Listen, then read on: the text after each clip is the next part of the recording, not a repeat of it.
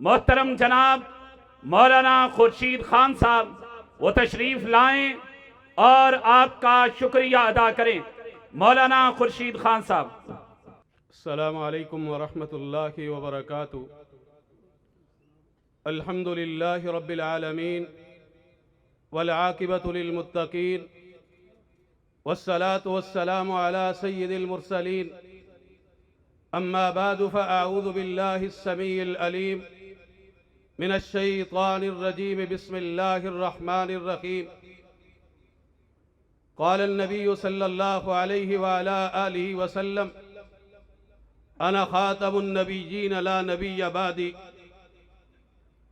حضرات، رسم دنیا بھی ہے اور شریعت کا تقاضا بھی ہے، اپنے محسنین، اپنے معاونین، ان کا شکریہ ادا کیا جائے۔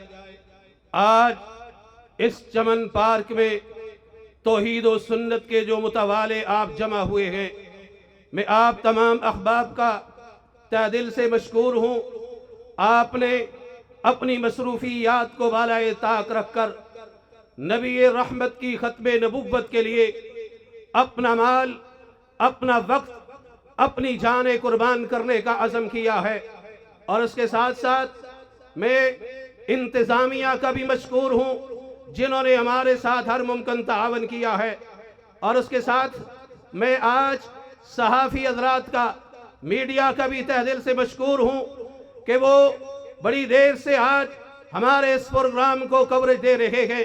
اور اس کے ساتھ ساتھ میں اپنی جماعت کی مرکزی قیادت، میری مراد وفاؤں کی تصویر حضرت علامہ پروفیسر سرنیٹر ساجد میر اور ان کے رفقاء، ان کا بھی تہ دل سے مشکور ہوں۔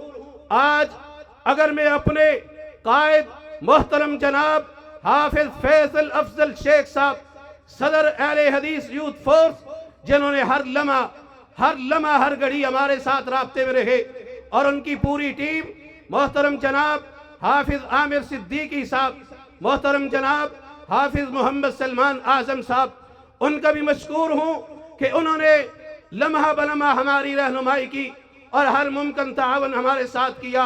اور ایک بات کہنا چاہتا ہوں، اگر آپ لوگوں کا ساتھ رہا، آپ کی وفائیں رہی، آج میں اپنی قیادت کو یہ یقین دلانا چاہتا ہوں کہ آج ختم نبوت کے یہ متوالے، نبی مکرم کی حرمت اور رسالت کے لیے جان کی قربانی دینے والے یہ لوگ، انشاءاللہ اس کے بعد میری قیادت، اس کا یہ عزم ہے، ہم یہ عزم، یہ بزم انشاءاللہ پشاور کے اندر جا کر سجائیں گے، اور انشاءاللہ کیپ کے ایک ضلع کے اندر نبی مکرم کی ختم نبوت کا ڈنکا بجا کے چھوڑیں گے، اور باطل اغیار، باطل کفتوں کو بتا کے چھوڑیں گے۔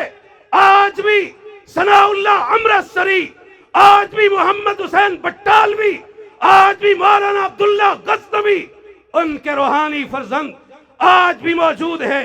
کتاب اللہ حدیث مصطفیٰ کی ترجمان، مرکزی جمعیت اہل حدیث پاکستان۔